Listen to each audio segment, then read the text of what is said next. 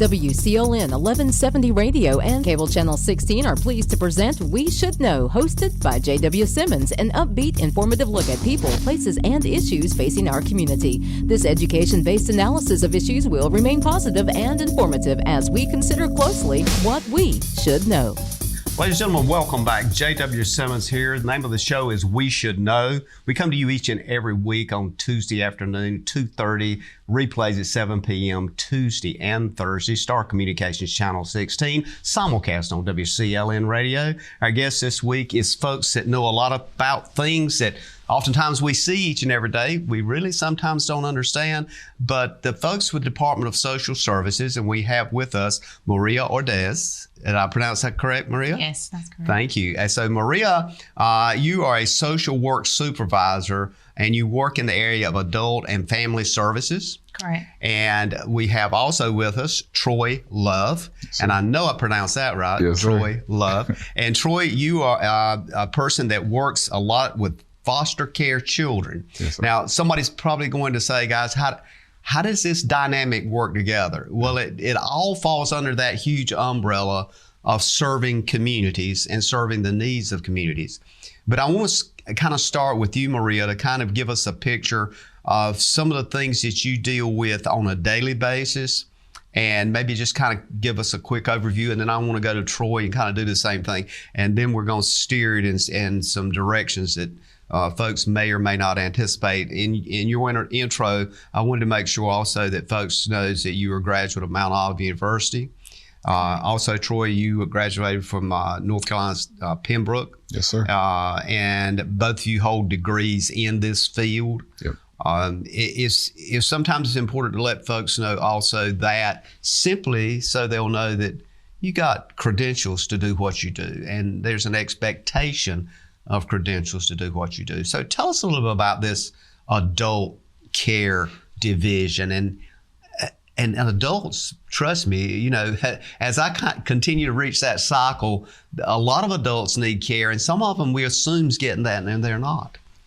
Yeah, so I am one of the supervisors under the Adult and Family Services section with the department. We see various situations. At times, individuals will come in and they have nowhere to go. They're homeless. They're looking for assistance. At times, we receive reports where there may be allegations of abuse, neglect, or exploitation. I'm one of the supervisors that can screen those in. There are social workers that go out and investigate the allegations.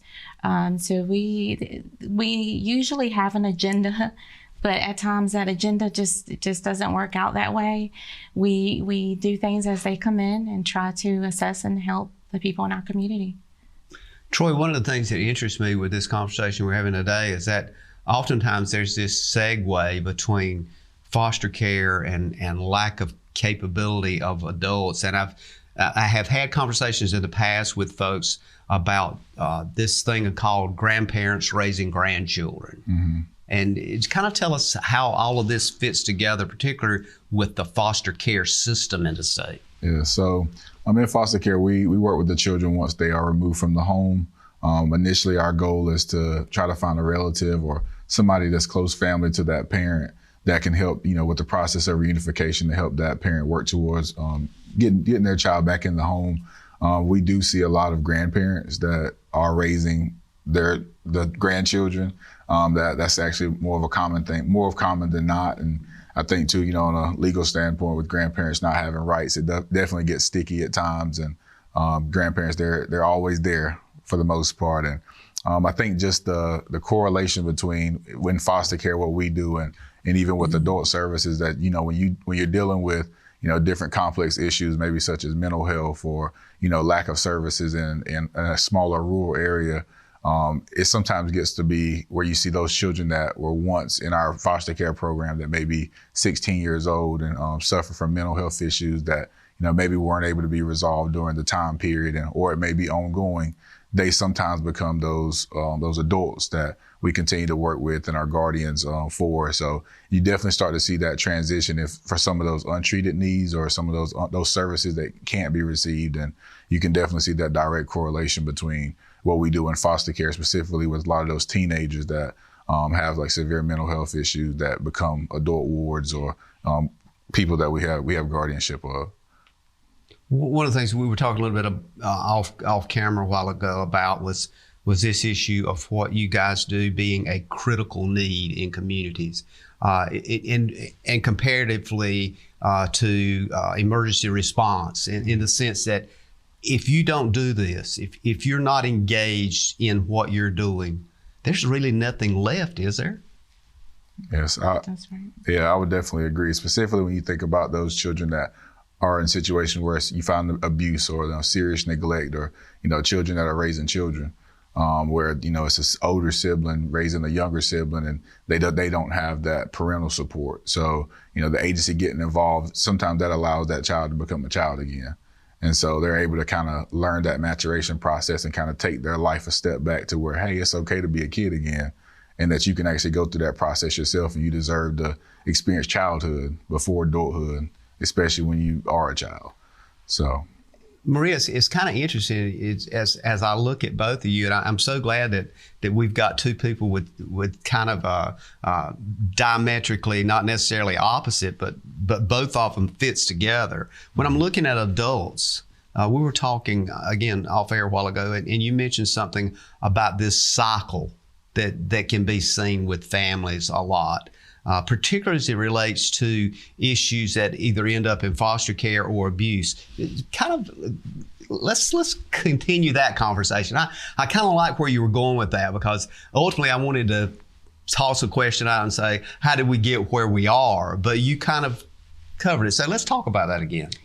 So I graduated from University of Mount Olive a few years ago, but in my senior year, I did a research project that it really impacted, because till this day, I have a copy of it and I keep it in the forefront.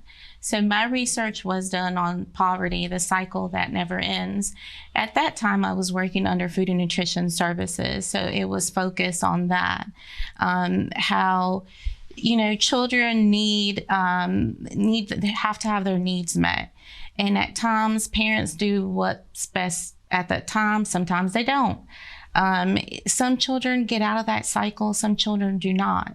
At times, I was saying, as I relate that paper to what I do now, is this cycle of abuse, neglect, or exploitation. At times, it's a cycle that never ends, because like Troy says, some of those children that go through these situations of abuse or neglect become adults, where they may not have mental issues, but they become the abusers or neglectful parents of their children.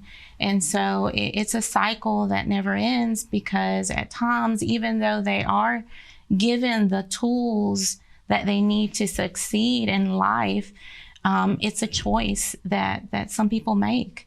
And that's how I personally see it. It's a cycle that never ends. That's interesting. I mean, it just digging into that concept, it shows us, I think, as adults, that what we do, say, or how we act matters, even if we don't even know somebody's watching. Even at that point in time, somebody is recording that, and they use it as a pathway. Mm-hmm.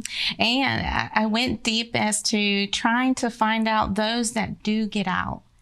How? Why? How did they get out? How did they stop that poverty? How were they able to get out of continuing abuse throughout their years, or becoming those abusers or neglectful parents? What do they have that the others do not have?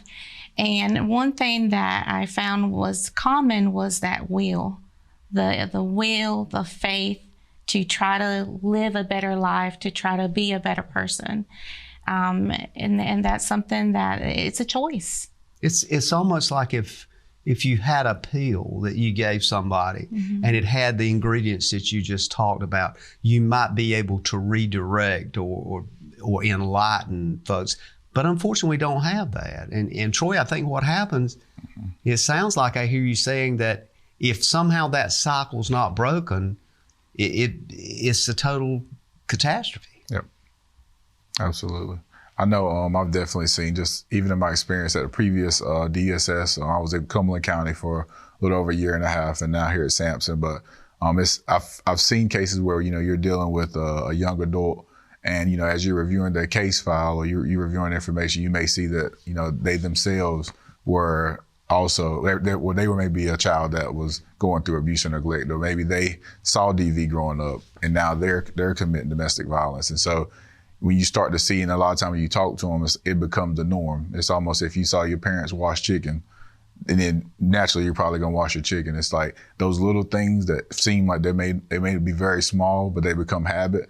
And we're creatures of habit. So when you start to see certain patterns, it becomes the norm. So that's one of those things that's breaking that cycle, putting those services in place, but also, like Maria said, having the willpower to apply those things to your life and choosing to make your life different.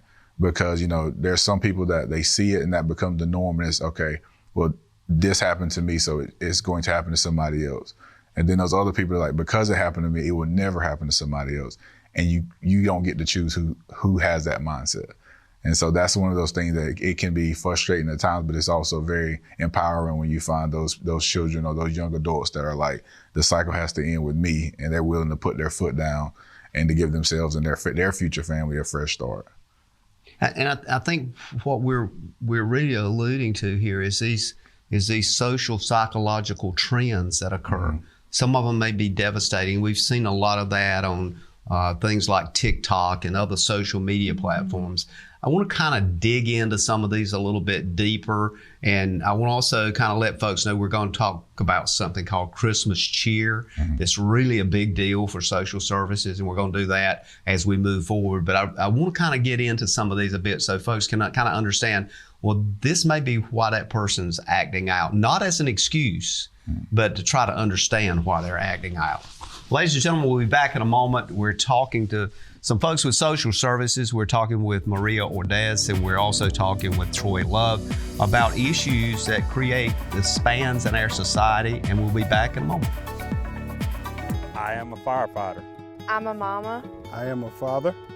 I am a hog farmer. I'm a hog farmer. I'm a hog farmer. I'm a hog farmer. We are North Carolina Farm Families, and we are your neighbors.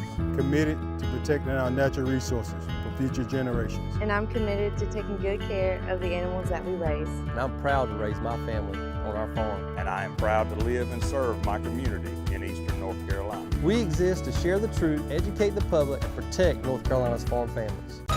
If you run a business, you need sales. To get sales, you need customers. To get customers, you need exposure.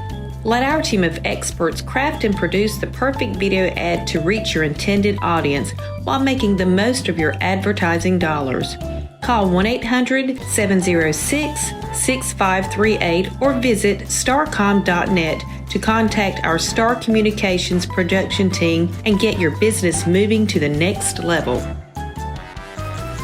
Ladies and gentlemen, welcome back. Thanks for being with us today. My name is J.W. Simmons. The name of the show is We Should Know. We're talking with Troy Love and Maria Ordaz. We're talking about social services issues, particularly the needs of people oftentimes in the older population, family care issues. We're also talking about foster care issues, which is, some folks would say, well, how does that, you've got two different people talking about two different things. But to your point, Maria, it's all part of one cycle. It's all one part of this cycle of events. I want to kind of delve into this area, and I'm looking particularly at something that in your intro that I wanted to touch on. You said that you're part of a women's Christian group at your church, which allows you to always remember that I should try to see the holistic part of a person when trying to provide assistance. That struck me as pretty profound. Is looking at the whole person. And with that comes behavioral health issues, comes with issues that maybe are physical and psychological, particularly with older adults. Because oftentimes the older you get, if you don't have something going on in your life, you start feeling that psychological confinement. And then all of a sudden you start looking at or listening to one particular thing. Sometimes I make myself change TV channels. You know, if you listen to the same thing all the time, you're going to end up with the same results. That's somewhere in that statement, somebody said it was the reason we go crazy. It's because you're doing the same thing over and over again and getting the same results. So let's talk about that for a minute. When we look at these issues, and both of you get your thoughts on that, how do we change this cycle? How do we, as a collective, not just social services, but as a collective of rational human beings, how do we change this cycle of events? And I'll start with either one of you. Well, I guess I'll start because we want to start with the kids and let's work our way up to the adults. But I definitely think it just becomes with awareness. I definitely say, mental health awareness, that's a big piece, because a lot of times it's a stigma behind when people hear the word mental health. They automatically assume that somebody has to be crazy or that somebody isn't, able to do certain things, but it definitely comes in a lot of different forms. Even as simple as ADHD and those different things of that nature, it can impact, people's ability or a child's ability to function in school or function in different environments. And sometimes we start to see that, trickle over to parents' ability to, accomplish what they need to as parents, because there isn't an understanding, it's their child, but they may not understand what mental health looks like. And so a lot of times it's easy to, for them to get overwhelmed or frustrated, because as a parent, they may be doing everything that they can, assuming that, this is what my parents did for me and, I was fine. But if their child is going through something different from them, or if their child has a diagnosis that's unknown, without the knowledge or the ability or the willingness to, look into that and be able to address that, sometimes that there's definitely a gap there.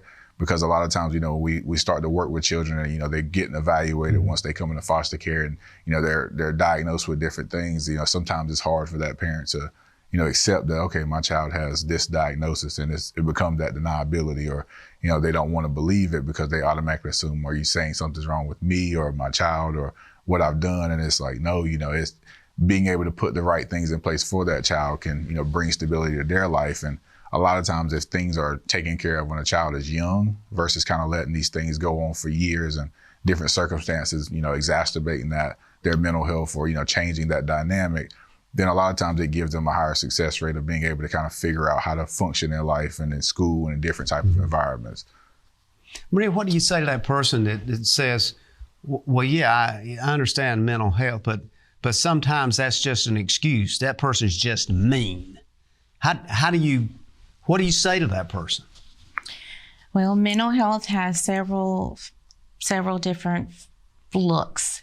Mental health, like Troy just said, doesn't mean someone who's acting out crazy.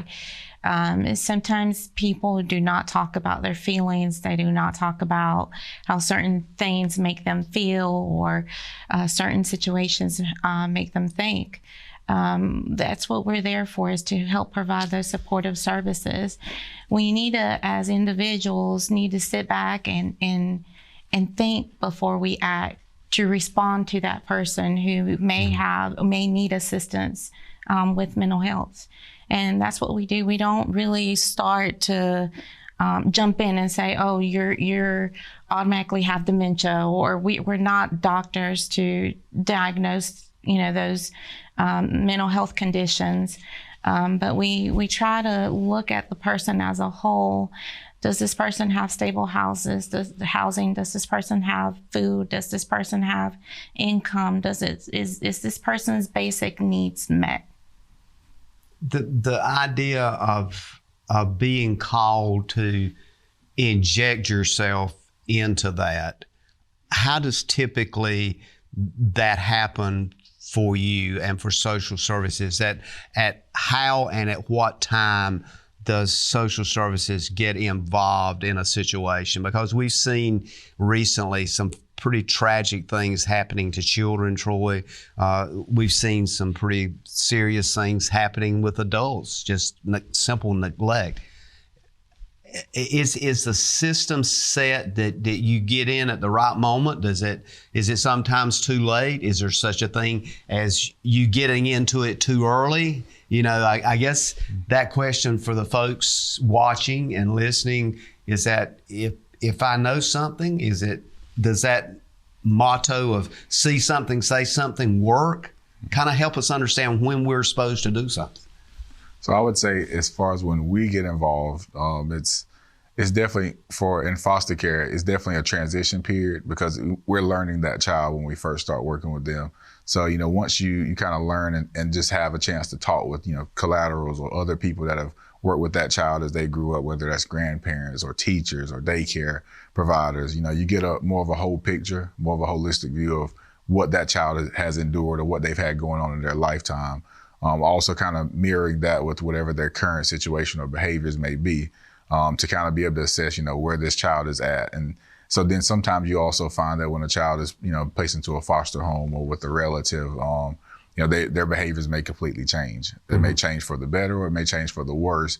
And so whenever you get to see a child come into care from their home environment to a new environment and kind of seeing that change or that shift, sometimes that's whenever we start to see like those different behaviors or, different things that kind of warn us to wonder, does this child maybe have a certain diagnosis or, maybe this is trauma based and now, it's starting to turn into depression or anxiety just because the situation is out of their control now. And so some of that mental health, we get into it at the right time, but then there's also times where, when we're already involved, the mental health starts to develop, all because of traumatic events, and it's finally shining a light for that child on their whole life has changed based off of, circumstances that were out of their control.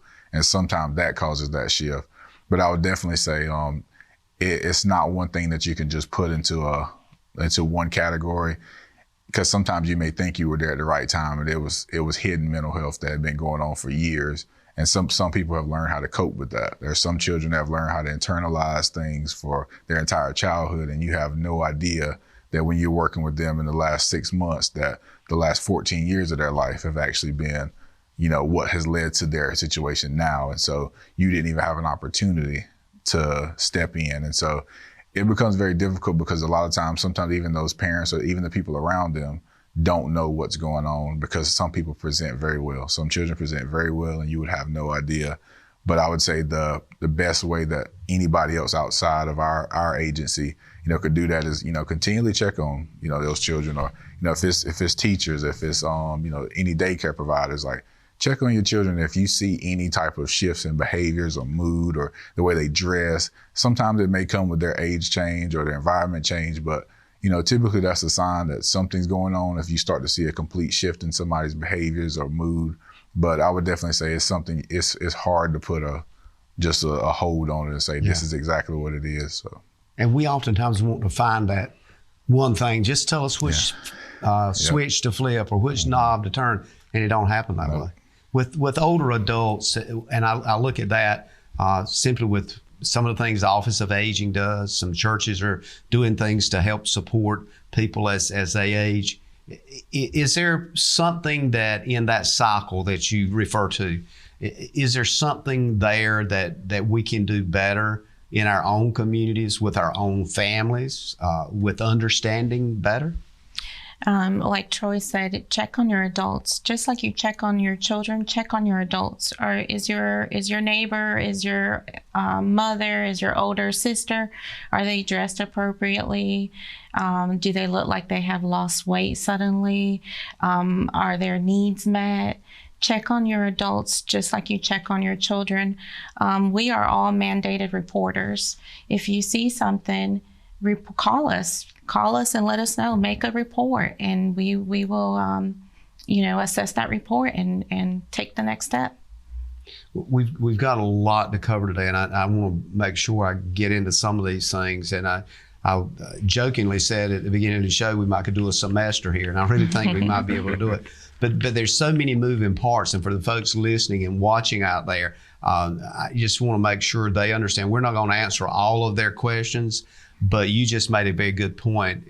There's always that telephone number There's always that capability. 592-4200, I think, is the number. So 910-594-4200, and we'll try to put that at the bottom of the screen for the viewers. But they can reach out, and what I hear you saying as we go to break here, if you have a question, jot it down right now. Don't forget it. And call and say, look, this is my specific situation.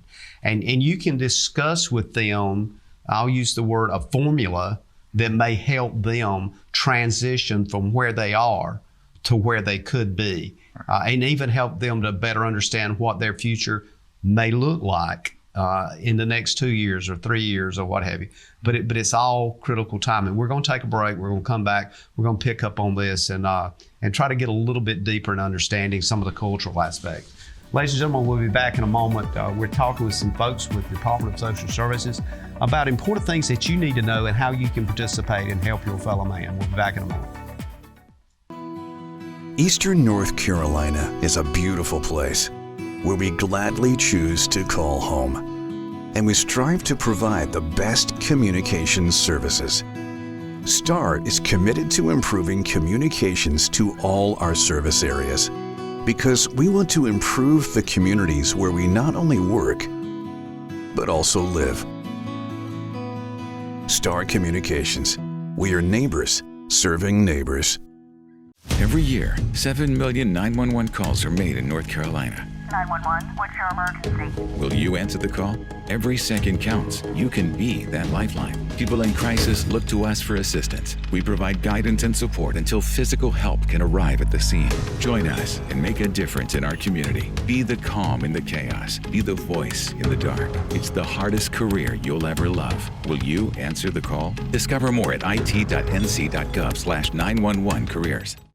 Ladies and gentlemen, welcome back. Thanks for being with us today. We Should Know's on there. We're talking with Maria Ordaz. We're also talking with Troy Love. Troy, in your intro, there was something you mentioned. I want to kind of go back to this and kind of circle back a bit. But you talked about, some of the things that you enjoy doing and playing basketball, all those kinds of things, fishing. But then there was a phrase there that just struck me. It said, the preservation of children and families is important to me and drives what I do.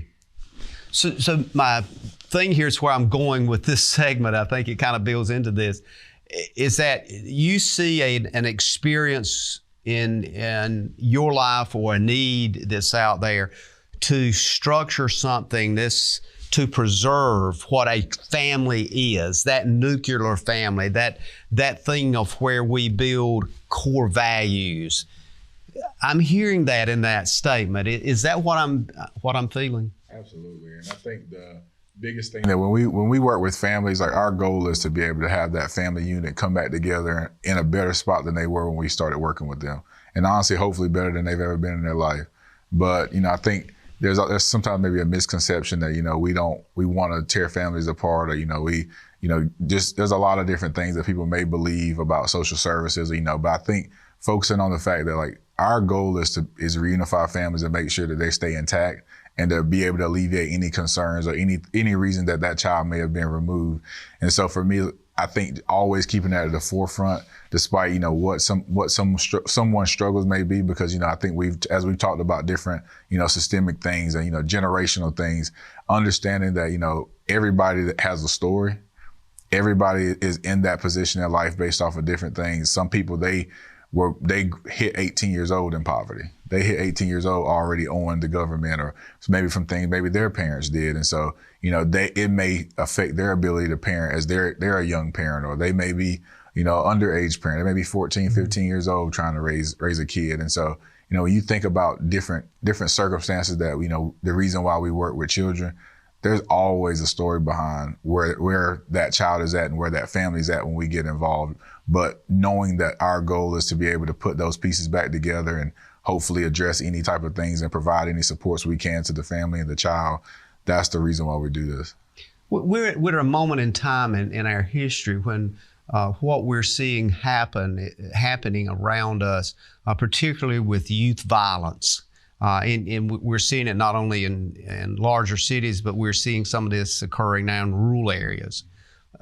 What are you seeing from a social services perspective that is key factors that's causing this uptick in, and when I'm talking youth violence, I'm 15, 16, 17-year-old kids, and is it lack of that family structure? Is it lack of that ability for us to preserve it? Is there something else going on that's driving this youth? And I think this is a question I pose to both criminal justice people, to psychologists, and of course social services. This, because y'all have to see that. Mm-hmm.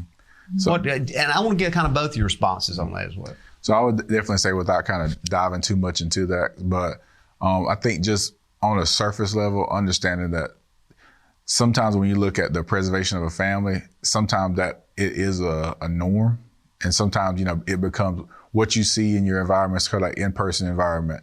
So I learned about this in college, but sometimes whatever your environment is, if you grew up in an environment where hunting's a norm, you're gonna hunt. Even if there's kids that they go hunting at 8 years old with their grandfather or their dad. That's right. And they're learning how to shoot a gun at 8 years old. Mm-hmm. And so but that's the norm. That's their family's culture. We go hunting every fall.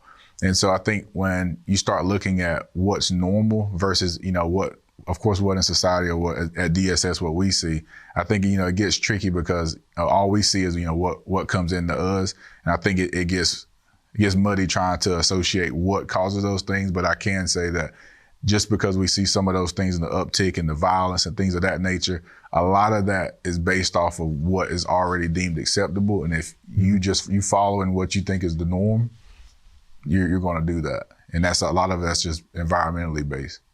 When we think about that, and we think about what something you're involved in called the Hub resource, tell us what that is and how that kind of helps us better kind of mentally materialize this relationship, both societally and individually.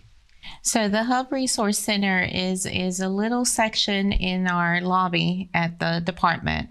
Has computers that clients can use to print information for services like food and nutrition or Medicaid. They can actually use the computers as well to do job searching.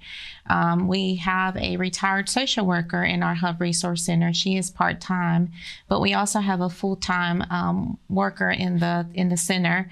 And what we do there is we try to research.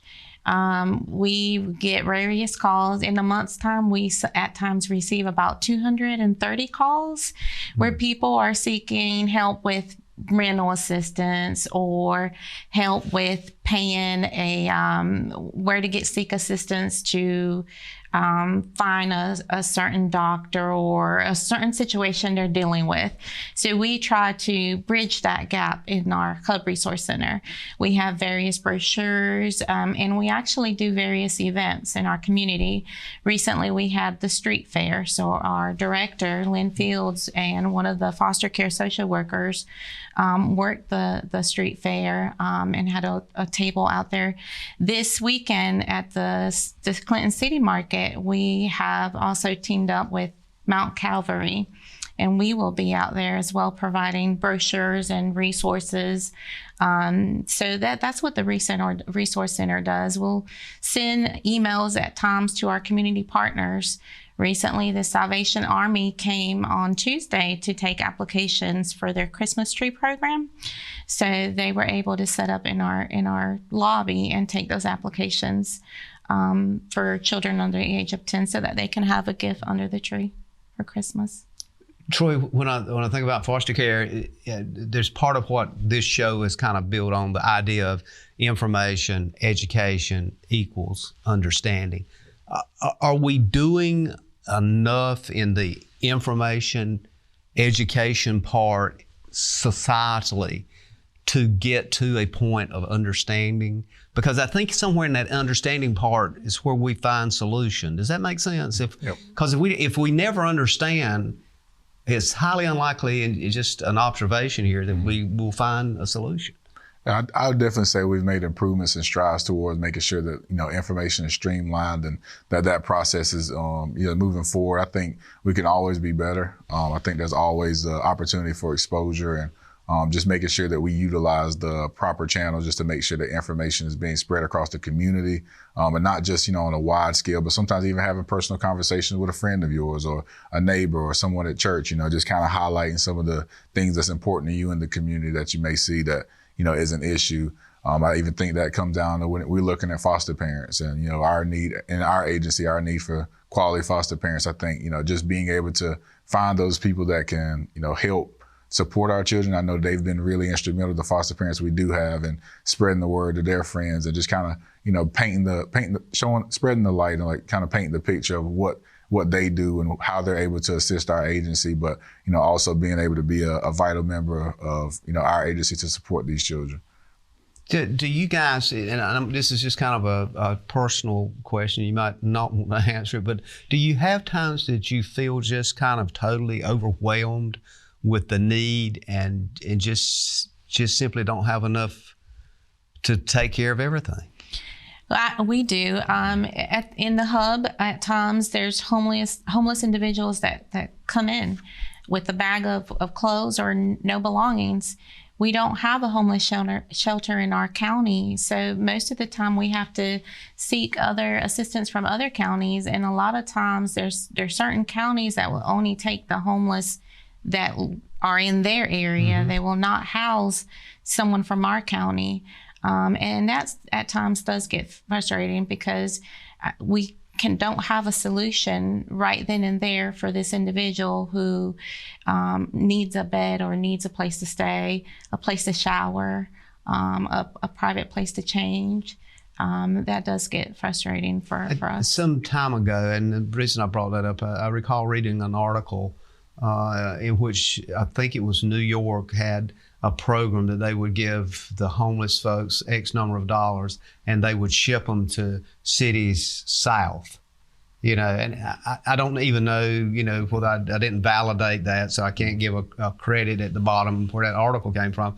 But that was kind of shocking to me. Look, we don't want to deal with it, so we're going to give you, it was like $100 or more and a bus ticket.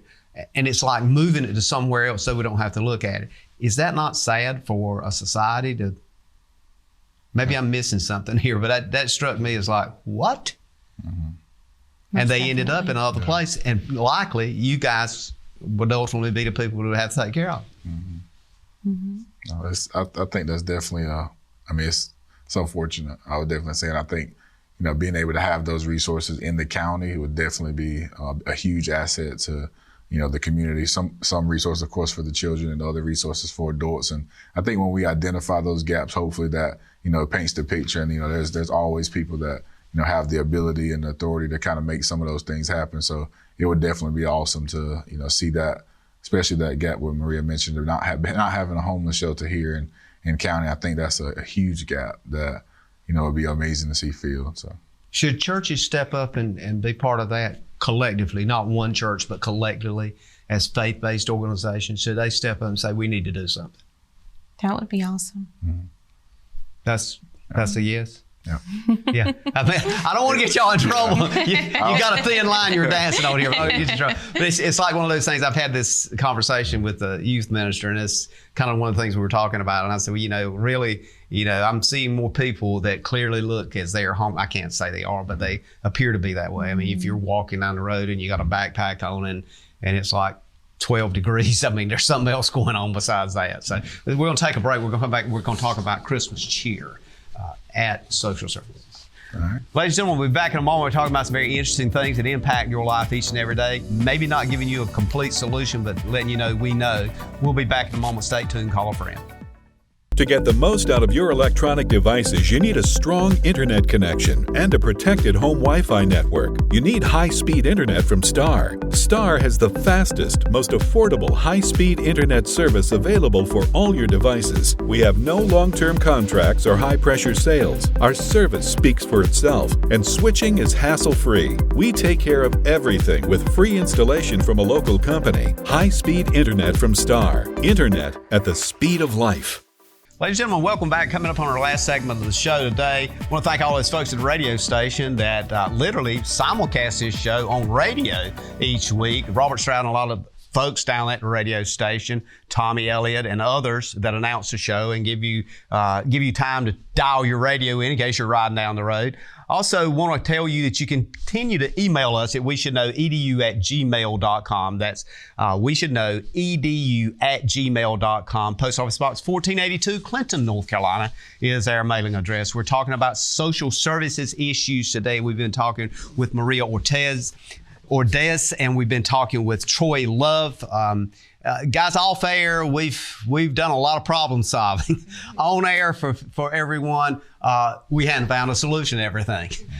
Today, I want to kind of get in this last segment and really bring out something that you guys do yearly, I think, is as I recall, it's called a Christmas cheer program.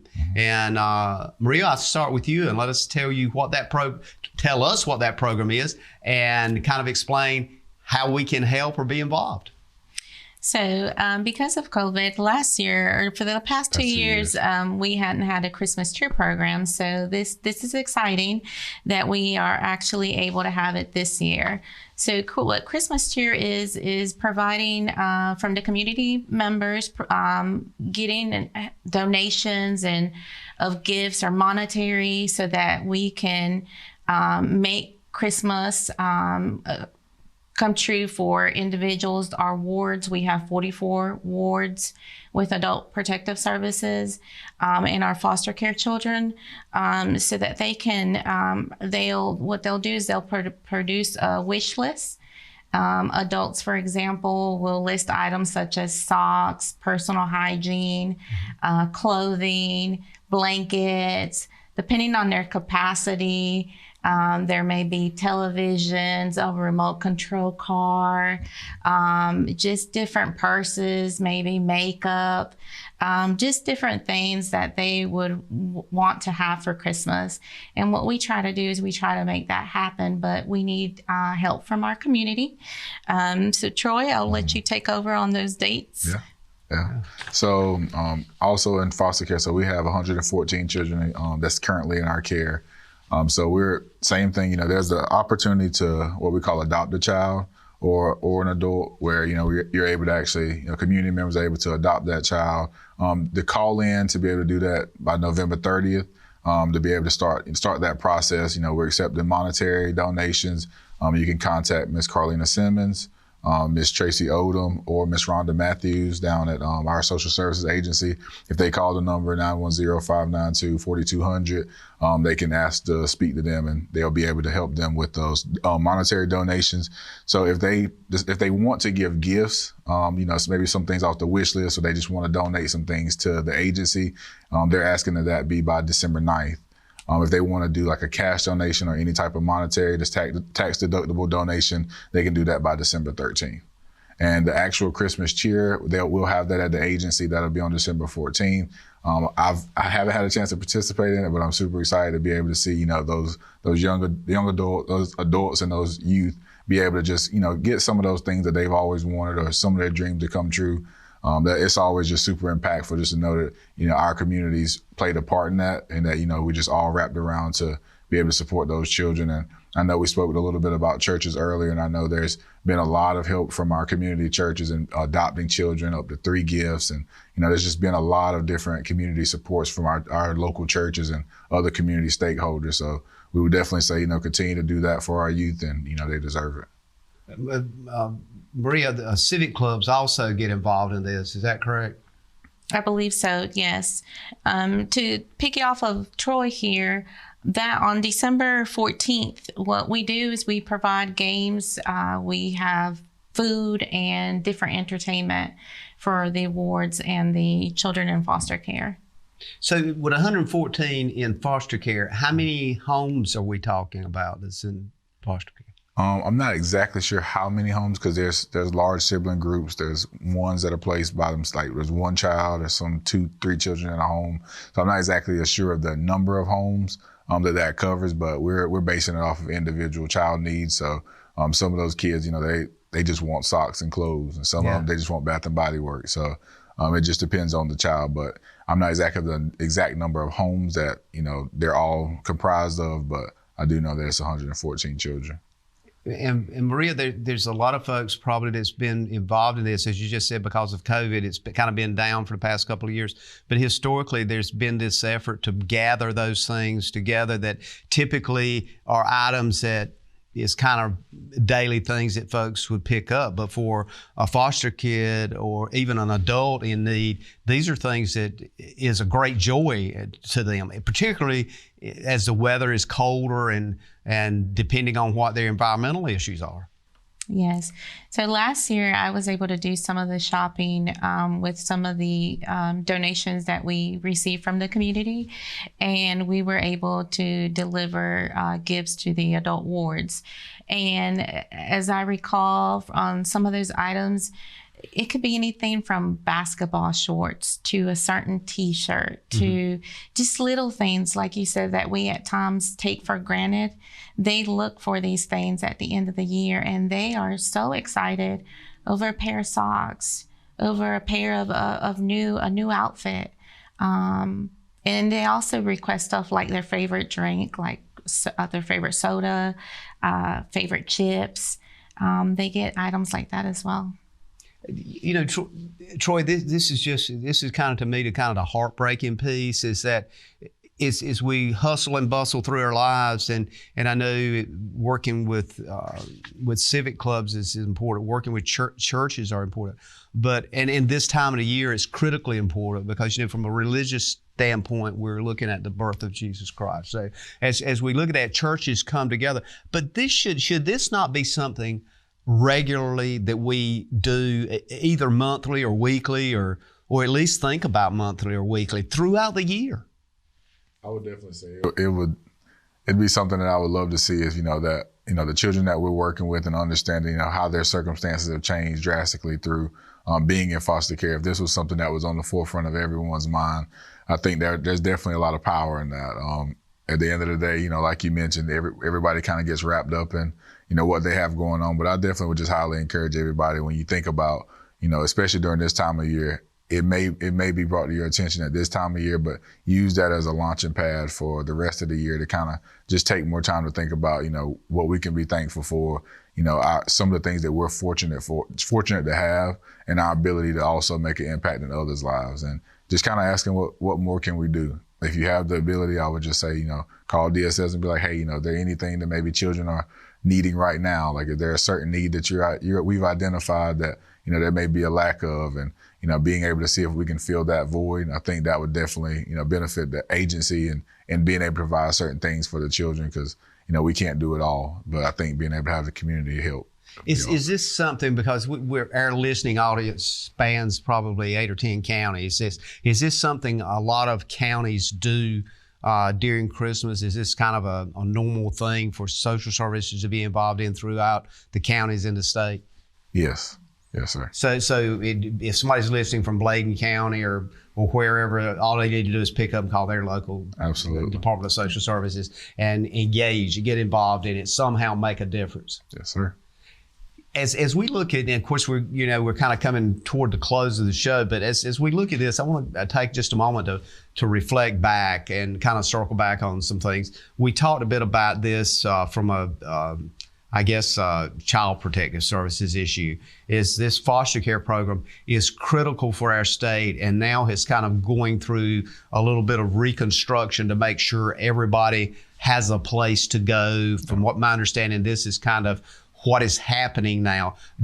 Are you comfortable from being on the front lines? Is this a good thing to kind of restructure this social services platform to be more inclusive statewide? Because I even remember several years ago I talked with a social services worker, and they were saying that space was so limited they had even looked at shipping somebody out of state. Mm-hmm.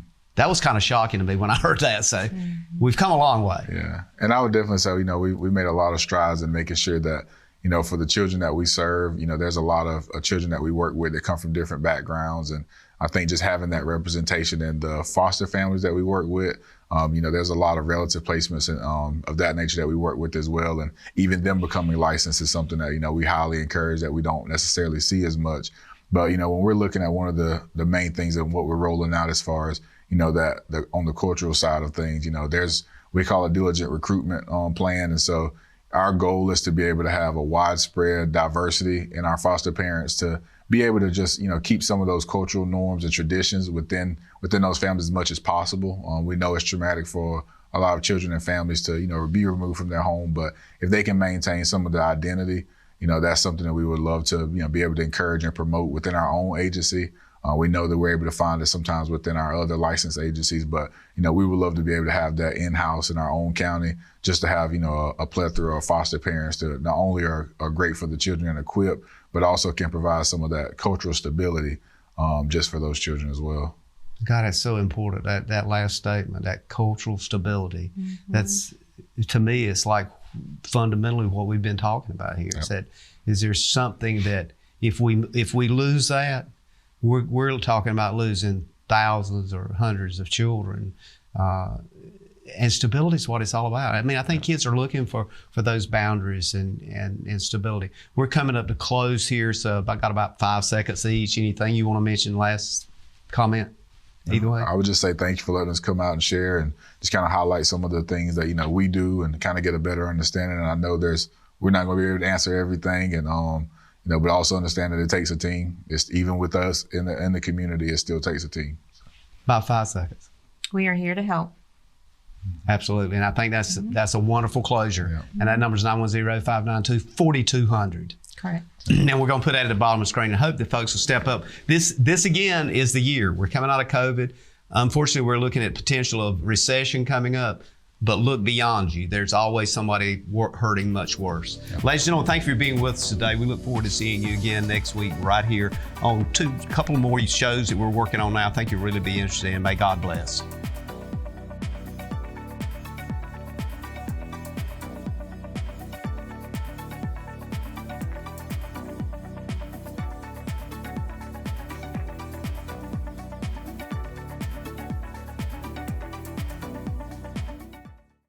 Thank you for tuning in to this week's episode of We Should Know with host J.W. Simmons. If you have a question, comment, or suggestion regarding this or any episode, please send your emails to weshouldknowedu@gmail.com. And remember to tune in every Tuesday at 2:30 for another informative episode of We Should Know.